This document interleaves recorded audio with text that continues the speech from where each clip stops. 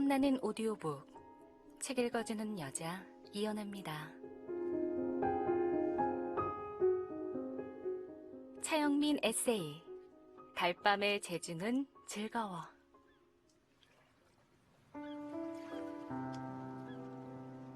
잡혀라 잡힐지어다 믿습니다.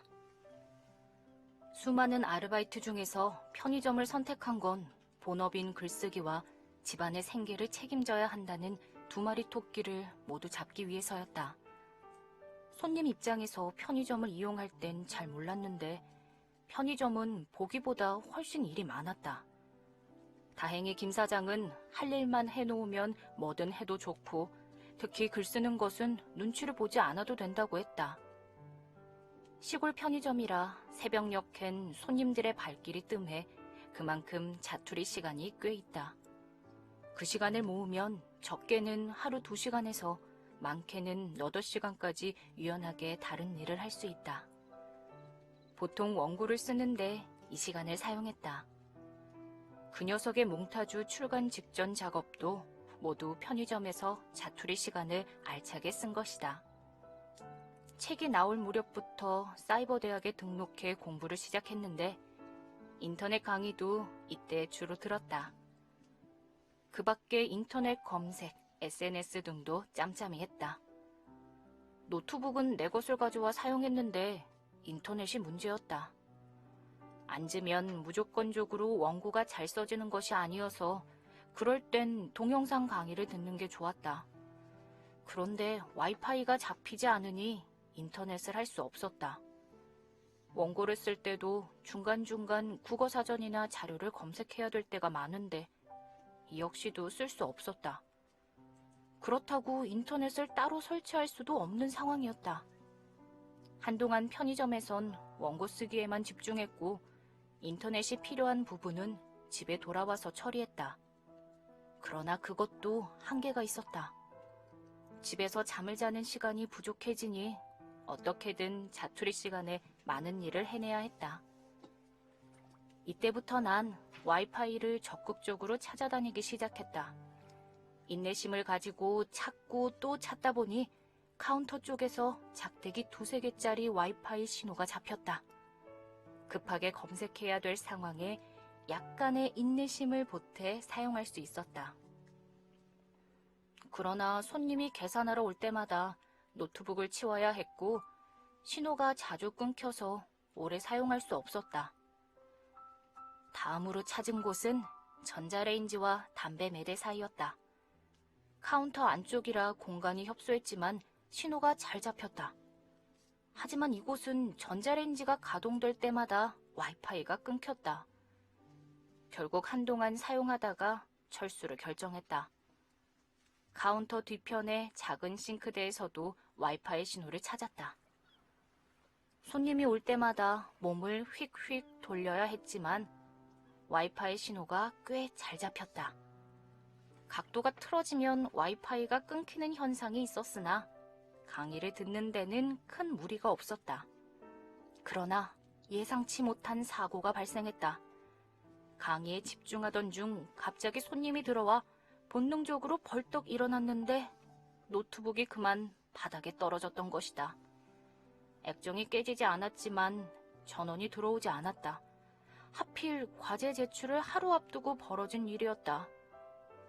그날 퇴근하자마자 김 사장과 함께 서비스 센터로 달려갔다. 그곳 로비에서 거의 노숙하다시피 기다리며 수리기사를 심리적으로 압박한 덕분에 며칠이 걸릴 것을 몇 시간 만에 고칠 수 있었다. 호빵기 위에 노트북을 올려놨다가 손가락이 데이기도 하고 높은 위치 때문에 고개를 밤새 빳빳이 들고 있었더니 등에 담이 들었다. 찾고 찾다가 발견한 곳은 오븐 위였다. 오븐 아래에 발효기가 있어서 높이가 약 1.5m 정도 됐다. 그 때문에 호빵기처럼 서 있는 상태로 노트북을 사용해야 될 뻔했으나 궁여지책으로 싱크대 위에 의자를 올려놓고 앉아서 강의를 들었다. 수맥을 찾듯 와이파이를 찾아서 쓴 지 2년이 넘었다. 내가 편의점 알바를 이만큼 오래 할 줄은 몰랐고 또 이토록 집요하게 와이파이를 찾아다니며 버틸 줄은 몰랐다. 결국 부모님과 상의 끝에 와이파이 존 이용료를 내고 지금까지 사용하고 있다. 막힘없는 초고속 인터넷을 이용할 수 있어 지금도 감사하며 지낸다. 그러나 아주 가끔 서너 개짜리 와이파이가 뜨면 그걸로 접속하고픈 욕망이 솟구친다.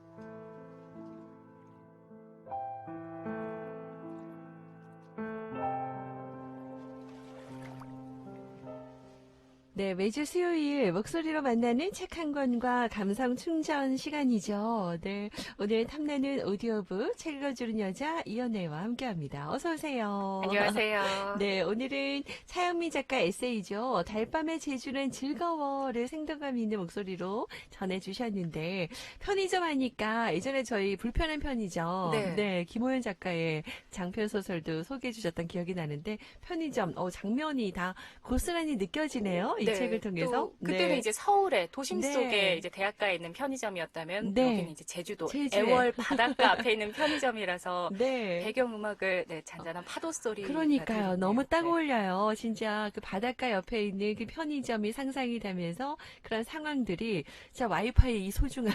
소중하죠. 3개 떴으면은 바로 잡아야 됩니다. 그러니까요. 저도 막 느끼면서 들어봤는데 오늘 차영민 작가 에세이예요. 달밤의 제주는 즐거워 작품을 소개해 주셨는데 책 소개 먼저 좀 해주세요. 네. 네, 세움 출판사에서 펴낸 달밤의 제주는 즐거워는 청소년 소설 그 녀석의 몽타주와 바통터치, 떠나요 제주도 등을 지은 차영민 작가의 에세이인데요. 네. 고향이 이제 부산인 작가가 제주도에 정착을 하고 네. 또 이제 최소한의 밥벌이와 글쓰기라는 두 마리 토끼를 잡기 위해서 밤 10시부터 다음날 아침 9시까지 편의점 아르바이트를 하게 돼요. 네. 바로 그 편의점에서 만난 각양각색, 기기묘묘한 손님들과의 다양한 에피소드를 책에 담고 있습니다. 네네. 저도 대학생 때 이제 주말에 편의점에서 아르바이트를 했었기 때문에 그랬군요. 대학가에서 했었어요. 네. 그래서 이제 공감이 되면서도 그 알바 현장이 아주 생생하게 이제 전달이 됐는데요. 네네. 여름의 끝자락에서 애월의 낭만적인 밤 풍경과 함께 네. 작가의 유용한 꿀팁이 들어있는 네. 알바학개론 함께 하시죠.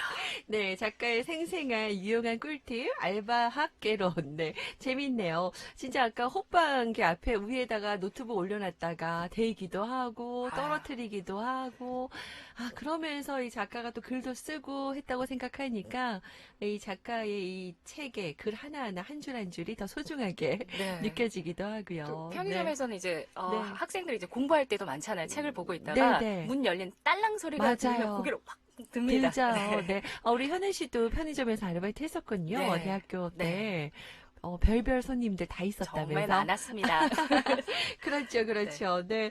자, 지금 방송 들으면서, 안 그래도 이런 날에는요, 조용한 평대리 바닷가를 보며 아무 생각 없이 앉아있고 싶다, 이런 생각했었는데, 진짜 이 배경음악, 우리 현애 씨가 골라주셨어요. 블랙 초콜릿의 제주도 푸른밤, 피아노 버전인데, 네, 파도 소리 들으면서 진짜 같이 함께 들으니까, 저도 막 바다로 막 달려가고 싶네요. 네. 진짜 카페에 앉아서 이 책 읽고 싶다. 이런 생각이 들고요.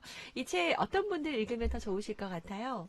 정말 마음 같아서는 네. 우리 주변에 많지는 않지만 꼭 있는 이 진상 손님과 나쁜 사장님들에게 필독서로 이제 추천을 해드리고 싶은데요. 네. 현실적으로는 이제 쉽지 않기에 네. 저는 이제 알바 초년생과 또 오랜만에 이제 다시 시작하는 분들에게 알바를 시작하는 분들이 계세요. 네. 잔잔한 응원이 될 것 같아서 더 추천해드리고 싶습니다. 그러니까요. 요즘에 뭐 알바 많이 하죠. 아르바이트. 네. 그리고 회사를 다니시는 분들도 요즘 물가가 너무 많이 올라가지고 그러니까 아르바이트를 이제 퇴근하고 하시는 분들도 계세요. 맞아요. 배달. 밤새 또 맞아요. 대리기사라든지 맞습니다. 뭐 배달이나 편의점 아르바이트나 이것저것 또 많이들 생각하신다고 하시는데 그분들에게 또 힘이 될 수 있는 책 한 권 되면 좋겠어요.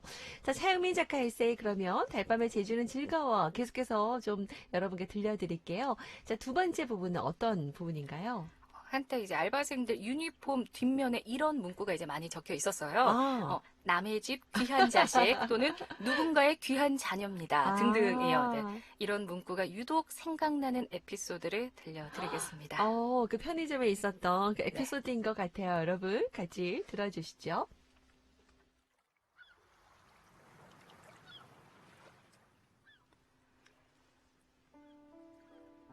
사과는 먹으라고만 있는 게 아닙니다. 퇴근 뒤 집에 돌아와 막 잠에 들렸는데 휴대전화 벨소리가 울렸다. 쥐 편의점에서 근무 중인 띠동갑 누님의 전화였다. 혹시 새벽에 손님이 두고 간 지갑 못 봤니? 편의점에 자기 물건을 두고 가는 손님이 종종 있다. 그럴 땐 청소하면서 따로 보관해 두고 다음 근무자에게 전달한 뒤 퇴근한다. 그날은 물건을 두고 간 손님이 없었는데 전화를 끊었으나 이상하게 영 잠이 오지 않았다. 쉽게 잠들지 못하고 계속 뒤척이고 있는데 또다시 전화가 왔다. 정말 지갑 본 적 없어? 아까와 같은 질문인데 뭔가 더 강조되고 말투 자체가 내게 참으로 묘하게 들려왔다. 막 대답하려는데 전화기 너머로 흥분한 여자 목소리가 들렸다. 분명히 알바생이 그랬다니까. 반쯤 졸린 상태였지만 확신에 가득 찬 여자의 말이 선명하게 내 귓속으로 스며들었다. 나는 이불을 박차고 벌떡 일어나서 당장 편의점으로 출동하겠다고 했다. 띠동갑 누님은 일단 기다려보라고 했다. 나는 CCTV와 포스기 계산 내역을 대조해보라고 말한 뒤 전화를 끊었다. 졸음이 밀려왔으나 계속 전화기를 살펴봤다. 30분쯤 지났을 때 카카오톡 메시지가 날아왔다. 잘 해결됐으니까 걱정하지 말고 편히 자. 나는 30분 단위로 자다 깨다를 반복했고 결국 피로에 찌들어 좀비처럼 흐느적거리며 편의점에 출근했다. 전화기 너머로 들렸던 목소리의 주인공은 새벽에 온 그 손님의 누나였다. 띠동갑 누님은 내게 그냥 빨리 훌훌 털어버리라고 말한 뒤 퇴근했다. 나도 그러고 싶었으나 마음이 영 따르지 않았다. 도대체 왜 나를 용의자로 지목했을까? 전화기 너머로 들렸던 그 여자의 앙칼진 목소리가 계속 머릿속에 맴돌았다. 다음날 아침 띠동갑 누님과 교대하면서 전날 사정을 생생하게 들을 수 있었다. 술에 잔뜩 취한 그 손님이 편의점에서 이것저것을 사서 곧장 집으로 향하던 중 지갑을 잃어버렸고 그의 가족들이 집에서 편의점까지 가는 길목을 샅샅이 뒤졌으나 결국 찾아내지 못했다고 했다. 당연히 편의점에 뒀다고 생각하고 찾아간 편의점에 지갑이 없으니 알바생이 무조건 슬쩍 했으리라고 확신했다는 것이다. CCTV로 최소한 내가 범인이 아니라는 게 증명됐는데도 사과는 한마디도 없었다고 했다. 띠동갑 누님이 아무리 그래도 사람을 무조건 의심하는 건 아니라고 했다는데 정작 그쪽 반응은 그럴 수도 있지 였다고 했다. 이런 비슷한 일은 한두 번이 아니었다. 한 손님은 분명 자신이 돈을 더 줬는데 내가 확인을 제대로 안 했다며 내게 고성과 욕설을 퍼부었다. 매장엔 다른 손님들도 여럿 있었다. 얼굴이 뜨거워지는 걸 겨우 참아내며 다른 손님들을 얼른 보낸 뒤 그 손님과 함께 CCTV를 대조했다. 결과적으로 내겐 아무런 실수가 없었다. 손님이 스스로 잘못 알아들은 딱 그뿐. 오늘 일진이 더럽게 사납구먼. 그는 더 줘야 할 돈을 카운터 바닥에 툭 던지듯 내려놓고는 황급히 사라졌다. 그 뒤로도 종종 찾아와서 뭔가 꼬투리를 잡으려고 애쓰는 모습이 보였다. 그 손님에게 미안하다는 한마디를 듣는 일이 내겐 너무 과도한 사치였을까? 바닥에 음료수를 쏟거나 물건을 흐트러뜨리는 등 갖가지 일을 저지르고 사과하지 않는 손님들이 참 많다. 알바생이라는 이유 하나로 그러려니 넘어가야 하는 일이었다. 이런 현실에 처음에는 분노했지만 이젠 슬슬 헛웃음만 한번 내뱉는다. 손님들이 보기에 아무리 하찮은 일을 하는 편의점 알바생이라고 해도 누군가에겐 소중한 아들이고 딸이고 형이고 오빠고 친구인 사람이다. 낮은 자세로 손님들을 맞이한다고 해서 함부로 대할 권리는 누구에게도 없다. 알바생이 돈 한 푼에 영혼까지 파는 사람으로 보인다면 자신은 도대체 어떤 삶을 살고 있는지 스스로 돌아보길 바란다. 원래 사람은 자기가 보이는 만큼만 보는 법이니까. 몸이 고단하면 하룻밤만 푹 쉬면 금세 회복할 수 있다. 그러나 마음을 다치면 치유까지 얼마나 걸릴지 아무도 장담할 수 없는 일이다.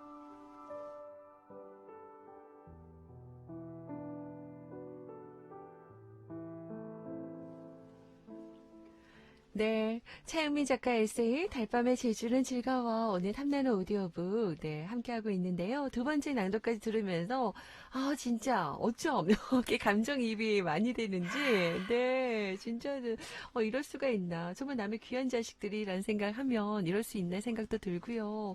무례하게 함부로 하는 사람들 참 많아요, 그죠? 맞습니다. 안타깝네요. 저도 그 편의점 아르바이트 할 때 네. 왜들 그렇게 동전을 던지실까요? 요즘은 카드가 많잖아요. 그때는 어. 현금 결제를 많이 했었는데 동전을 그렇게 던지시더라고요. 돈도 뿌리시고. 맞아. 그런 경우 많죠. 네.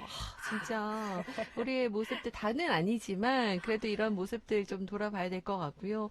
이 구절을 좀 읽어주신 이유가 있을 것 같아요. 네. 이 책의 내용처럼 무례한 손님들을 겪을 때 저도 처음에는 막 화가 나다가 어느 순간부터는 그냥 체념하게 되더라고요. 네. 에너지 소비 같아가지고 아, 일을 하면서 이제 즐겁게는 아니어도 음. 마음이 다치지는 않았으면 좋겠어요. 네. 손님도 사장도 알바생도 그 누구도 왕이 아닙니다. 그냥 동등한 인격체니까 네. 서로가 이제 최소한의 예는 지켰으면 합니다. 네. 그런 바람을 담아서 이 아. 구절을 읽게 됐어요. 그래요. 비단 편의점뿐만 아니라 우리가 있는 모든 곳에서 이런 마음이 필요할 것 같고요. 그쵸. 네, 나중에 정말 음. 이제 좀 개발이 된다면은 발전이 된다면 네. 그런 것 좀 있었으면 좋겠어요. 어떤 이제 거요? 그런 손님들 무례한 손님들이 나타나면 네. 경고등이 떴으면 좋겠어요. 자연스럽게 이 정도는 자연스럽게, 통상적으로 좀 무례한 범위에 속한다. 그러면 아. 노란 불 뜨고 네. 너무 심하다 지나쳤다 네. 빨간 불 뜨고 뜨고. 네 했으면 좋겠습니다. 맞아요. 이제 그럴 것까지 안 나타나도록 네. 진짜 우리 이게 같이 살아가는 사회이니까 같이 우리가 또 매너를 지켰으면 좋겠고요. 진짜 이게 마음의 그 상처는 진짜 치료하기 힘든 거거든요. 네. 한 이제 10년 지나도 다 기억나고요. 다 기억나고 네, 그 맞아 말 상처받죠. 한마디도 다 이제 남더라고요.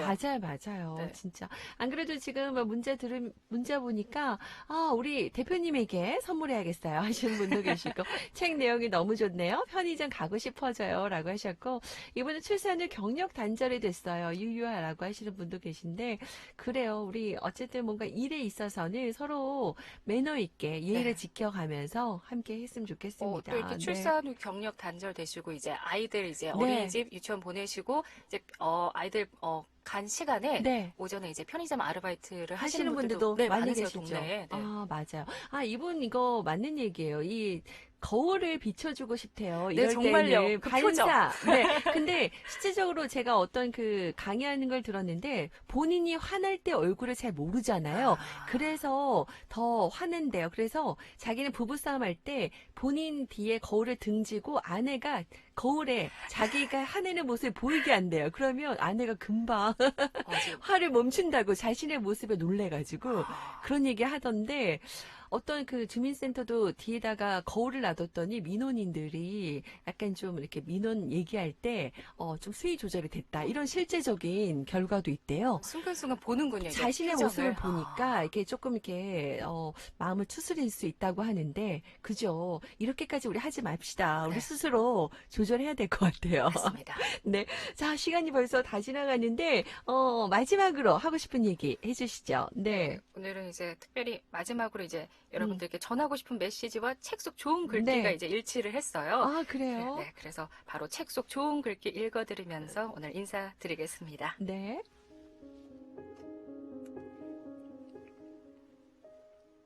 편의점을 찾는 손님들은 단순히 물건만 사러 오는 것만이 아니라 종종 마음을 나누러 온다.